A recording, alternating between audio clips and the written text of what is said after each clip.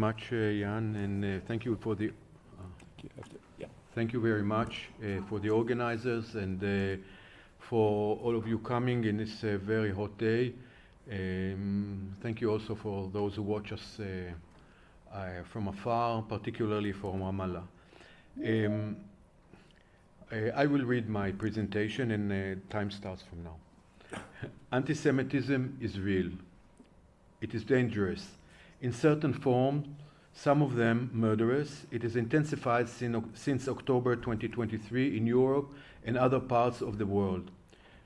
Two of the best examples are the attack on Manchester Synagogue on October 2025 and the murder of Bondi Beach in Australia in December 2025. Maybe you put it on a whole.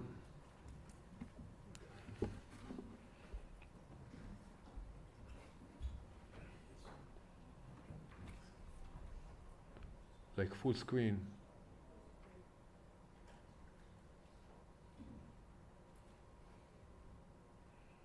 No, on the, yeah. Yes. Okay, and at the same time, other forms of racism, bigotry, have intensified no less alarmingly and dangerously. Among them, anti-Palestinian racism and Islamophobia.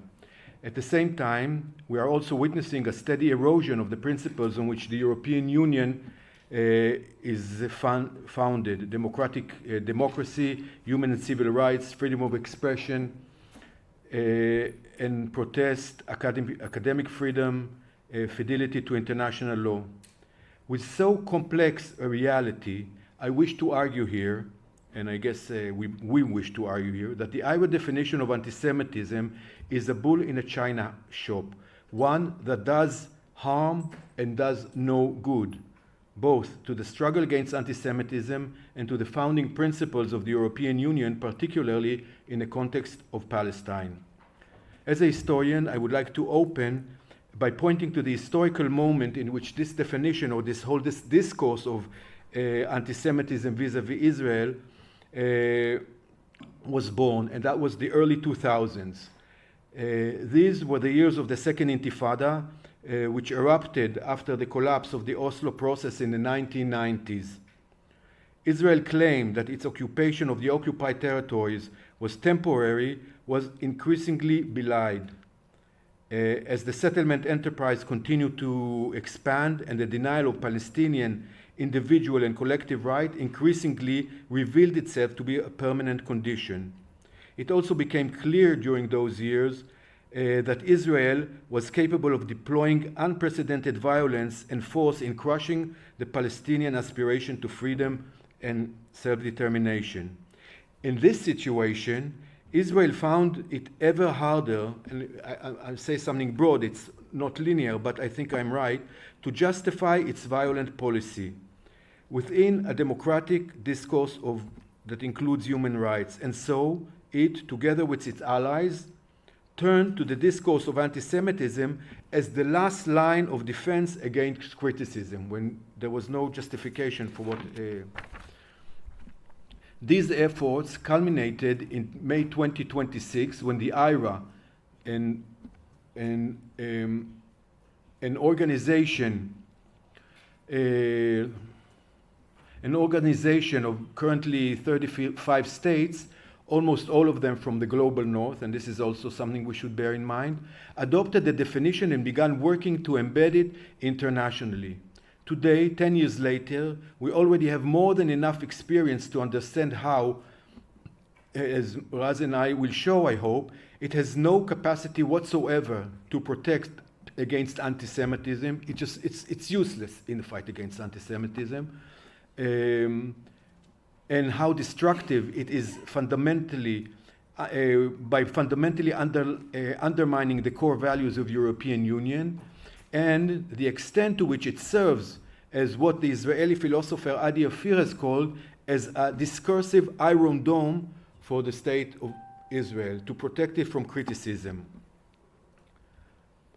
For this reason, the definition, and I want to note here, you should all know that For this reason, the definition main drafter back in 2004, Kenneth Stern, the one who actually drafted it back in the beginning of, at the time of, as a figure of the American Jewish Committee, became one of its sharpest and most outspoken opponents.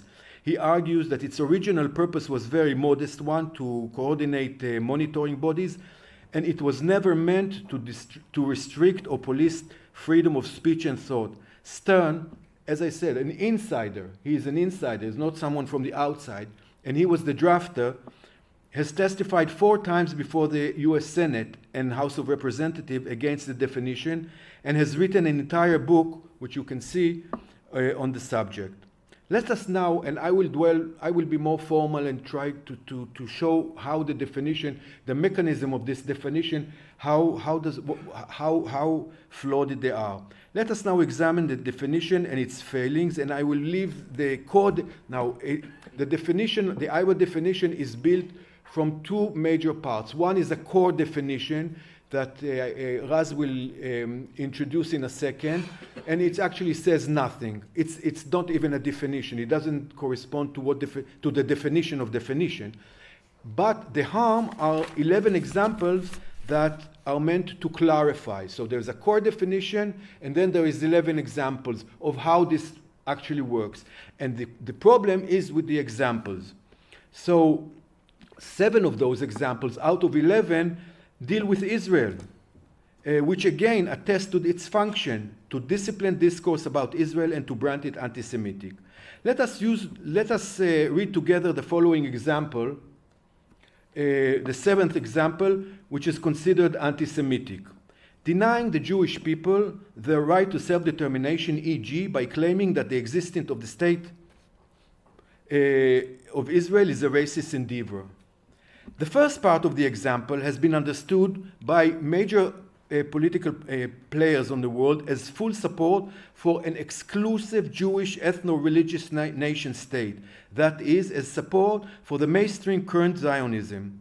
Thus, for instance, Benjamin Netanyahu argued publicly, so Emmanuel Macron and Jared Kushner and Jonathan Greenblatt, those are heavyweights, the head of the ADL, and many others.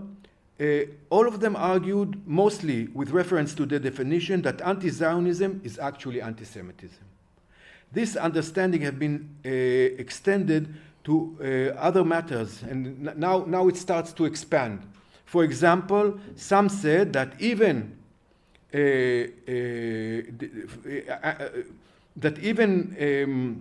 the demand for the right of return of the Palestinian, which is anchored in UN Resolution 194, that is in international law, this itself is anti-Semitic because in practice it challenges the Jewish right to self-determination. So you see how it starts to expand. In short, this example rejects anti-Zionist position as anti-Semitic, including by Jews, who many of them, and this Raz will talk, are anti-Zionist, and this history of Zionism is always accompanied by its counterpart, anti-Zionism.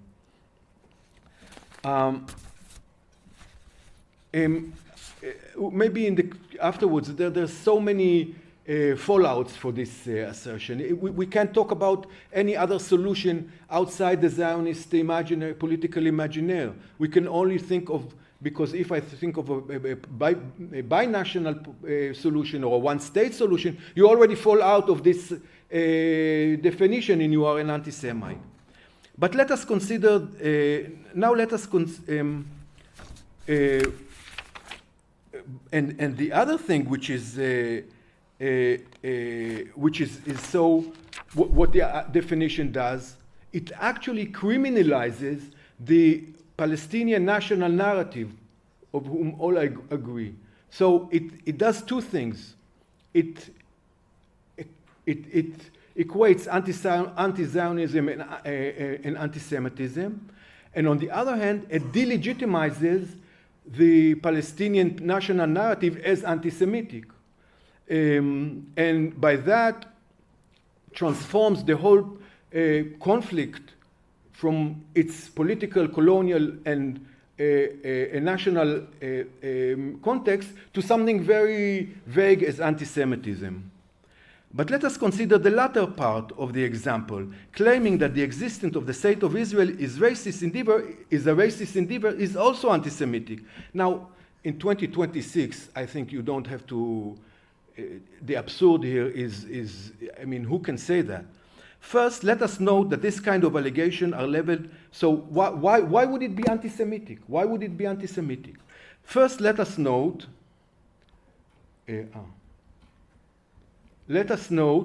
that this kind of allegation as a race against states, almost every state on earth, from United States to Australia to Germany to Myanmar, all face these allegations. The only state that you are not allowed to say this is Israel. Why?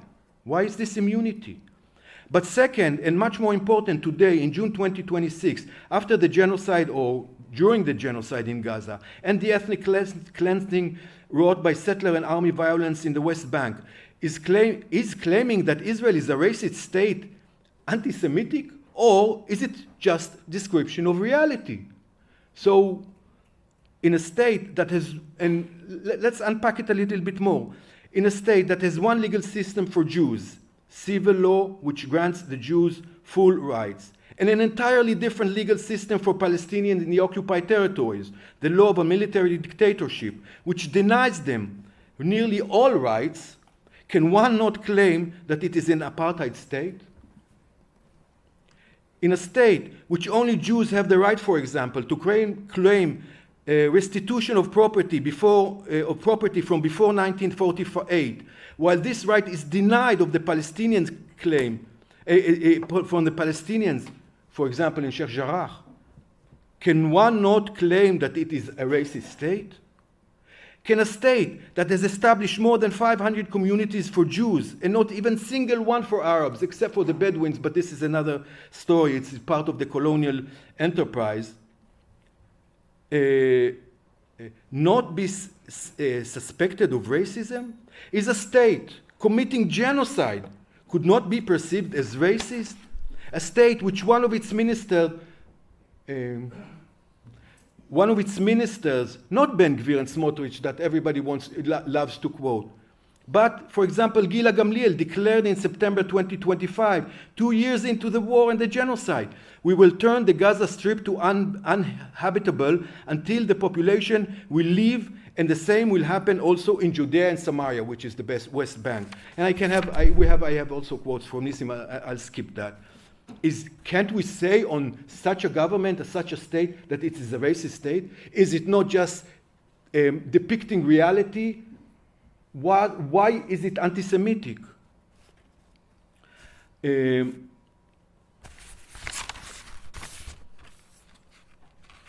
Reports by the Israeli human rights organization B'Tselem, by Amnesty International, by El-Haq, which we spoke about, by Human Rights Watch, by Israeli foremost human rights attorney Michael Sfard, have all determined on the basis, before even the war, before the genocide, on the basis of extremely rich documentation and meticulous legal analysis, that Israel is an apartheid state. Some argue this holds only in the territories, some also in Israel as well. I believe this is true.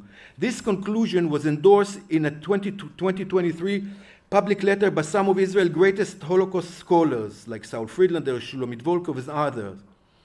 In an advisory opinion of the world's most respected court, the ICJ, the foundation of all international law, dated July 19, 2024, it was determined that Israel is in breach of Article 3 of the Convention of Elimination of All Forms of Racial Discrimination, which prohibits, and I quote, racial segregation and apartheid. Are all these indications anti-Semitic merely because the IHRA definition so decreased, because comparing and saying Israel is a racist endeavor? Why? It has no logic. As this example shows, the IHRA definition undermines not only fundamental rights such as freedom of speech, but the international legal system itself. And indeed, critical, scientific, and rational, it also undermines, I still have time, undermine critical, rational thought, which tests claims against evidence. rather than against a document that has been granted a kind of sanctity and an unjustified measure of political power. But in truth, these examples, so I will let me dig a little bit more into this example because it's such an absurd. But in truth, this example exposes far deeper contradiction. The claim that denying Jews the right to self-determination is anti-Semitic rests on the premise that this is a universal right to which all people are entitled. Hence, denying it from Jews is anti-Semitic. Why everybody gets it and the Jews not? This can be, but how can one make such a claim when all the action of the Israeli government throughout most of its existence, and certainly over the past 25 years, have been aimed at denying the Palestinians people's right to self-determination? So it's not universal even according to Israel. And when this right is explicitly denied in the guiding, explicitly it's written in the guiding principles of the current government. Beyond this hypocrisy, this contradiction reveals, it also proves, beyond the hypocrisy, it reveals that though through its action, Israel actually believes it's not a universal right. It denies it from the Palestinians. Let us now examine another, okay, let's move to example number 8. Applying double standard okay, so I'm going out of time. Applying double standard by requiring it a behavior expected or demanded of any other democratic nation. If there's some common, but what does this mean? This is complete nonsense. Is there some common international standard shared by all democratic states which rules over, now assuming that Israel is a democratic state when it rules over millions of people stripped of rights, but let's assume it. But is there any standard by which one can measure what criticism is proper to voice regarding the state of Israel? Would it say, like, if this is the core of any political action. You focus on one thing and not the other. But here, if you don't focus before that on all other evils in the world, you're anti-Semitic, because why did you focus on this and not on the other? Was the criticism of, I mean, you can say always what this question of whataboutism. But in fact, and as it is actually in practice, this example, which always, like there are many reports that warned against it already in 2020 about this clause, about this example. It's a blank check to label any criticism of Israel anti-Semitic. Whatever you say about Israel, I will tell you, but what about China? What about Syria? What about Ukraine? What about Russia? What about LGBTQ? What about this? What about that? And you always come out as an anti-Semite. I will now I can give dozens of examples how this works, how it silences any criticism of Zionism of Israel just because, what about that? What about that? Why are you focusing on Israel? I will now take one more example and show how absurd this is. Example 10. Can you move the drawing comparison of contemporary Israeli policy to that of the Nazis? Okay, I understand. There is no doubt that comparing Jews and the Jewish state to the Nazis is not pleasant to hear. But why is it anti-Semitic? Why? I mean, nobody wants to hear that, particularly when, this is the comparison to, you can see here, it's worldwide. Everybody compares everybody to the Nazis. Here you see on the one hand, Trump is compared to Hitler, and on the other, Angela Merkel and the Germans were compared to the Nazis in 2012 when Angela Merkel put pressure on Greece economically. And even Israelis say this. For example, the former head of the Shin Bet, the Secret Service, Abraham Shalom, who as a child fled who as a child fled Austria with his family after the Kristallnacht, argued as early as 2008 that the Israel rule over the territories closely resembled the Nazi occupation of Europe. He said it online, in a movie. Not the treatment of the Jews, but the Nazi treatment of European people.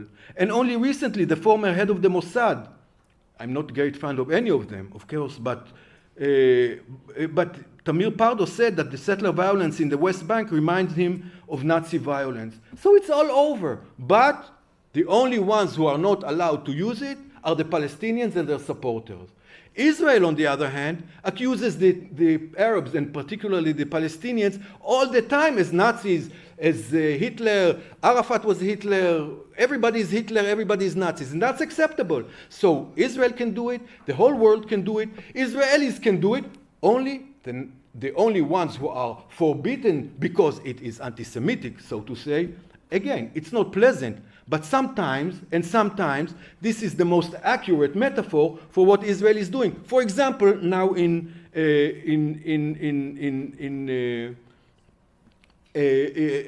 Gaza and in the West Bank, as I quoted, Israelis themselves say it.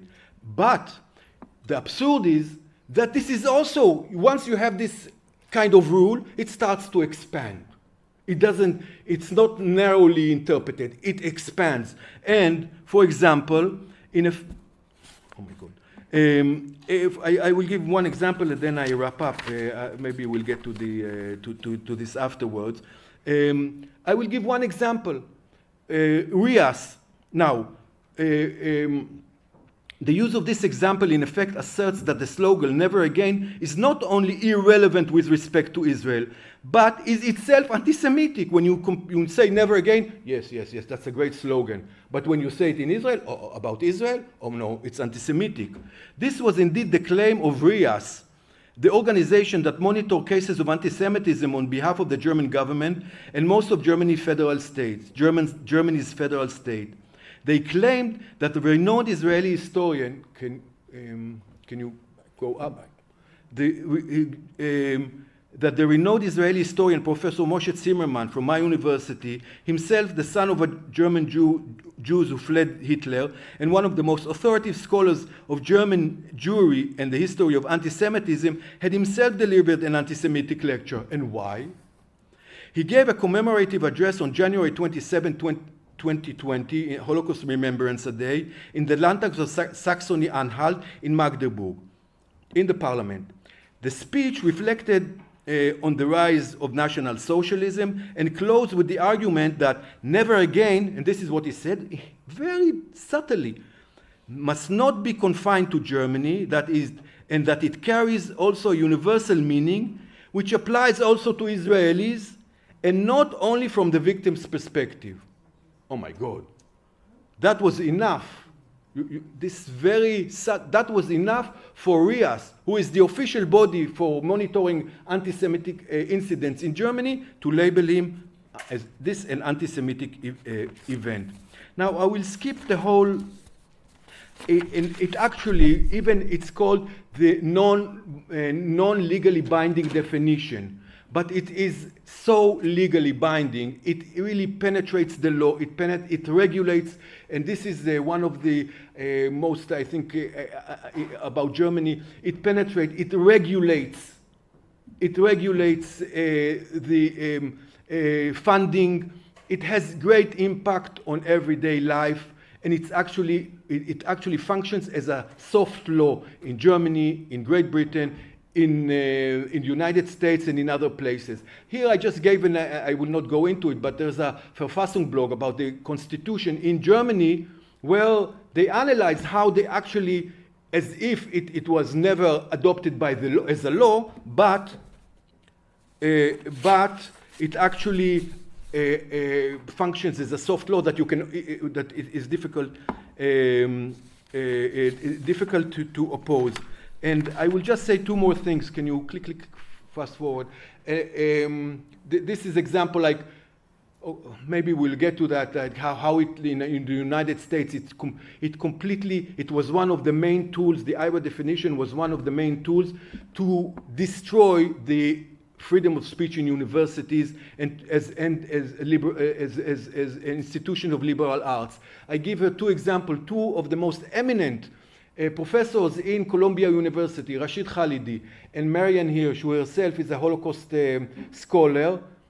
They stopped teaching in Columbia because they said we cannot teach freely, accurately, and sincerely our classes under the umbrella, under the pressure of the IHRA definition. We will be sued or we will be taken to discipline procedures because you cannot teach when after Columbia adopted the so two things and I finish. I already took 5 minutes extra. Can you click? Okay, it also targets mostly Palestinians and mostly people of color. Click. This is one of just an example, something that was canceled because of the IHRA definition. I was among the initiators of another definition, which is called the Jerusalem Declaration of Antisemitism, which it has its own faults. I know it. But, and this is very important, it says that BDS is not anti-Semitic, calling Israel a settler colonial or is not, or analyzing it within settler colonial paradigm is not anti-Semitic. Anti-Semitic, when you see anti-Semitism, you know it, and we try to define when it's anti-Semitic, but we also did what the IHRA doesn't do, and this is why it expands always. We said what is not anti-Semitic, and maybe we will go back to it in the Q&A. Can you go? You can have a look at that. Anyhow, more than 400 scholars specializing in Jewish history, Holocaust, anti-Semitism, racism, Middle East studies, and all relevant fields signed onto that. On this declaration, which means from an academic point of view, this is the most authoritative definition, not the IHRA, which most people really don't take seriously. As we saw, we can't take it seriously.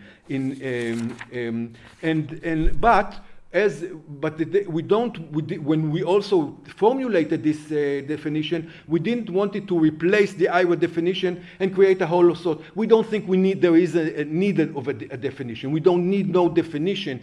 The laws the definitions are a kind of a guiding tool, a kind of educational tool, a kind of a paper to discuss and to give us the trajectory, not as a soft law. And I will finish. In conclusion, anti-Semitism is real. It is a violent phenomenon, and it sometimes comes from critiques of Israel as well. Like other manifestations of racism, including anti-Palestinian racism and Islamophobia, it is on the rise.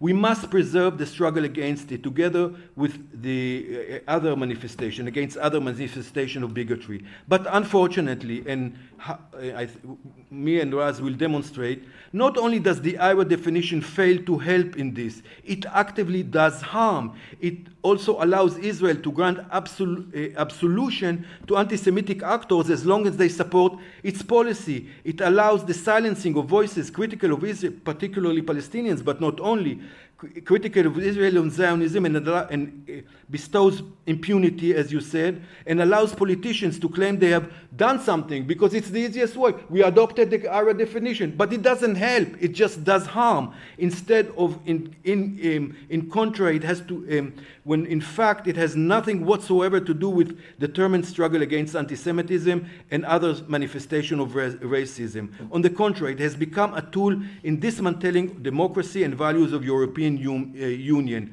human and civil rights, and fidelity to international law. I implore you, I don't know, this is not, I implore really, I beg the European Union, let go of this pernicious tool and seek out processes grounded in education, dialogue, intergroup solidarity in order to combat anti-Semitism and all other manifestations of racism, including anti-Palestinian racism. Thank you very much.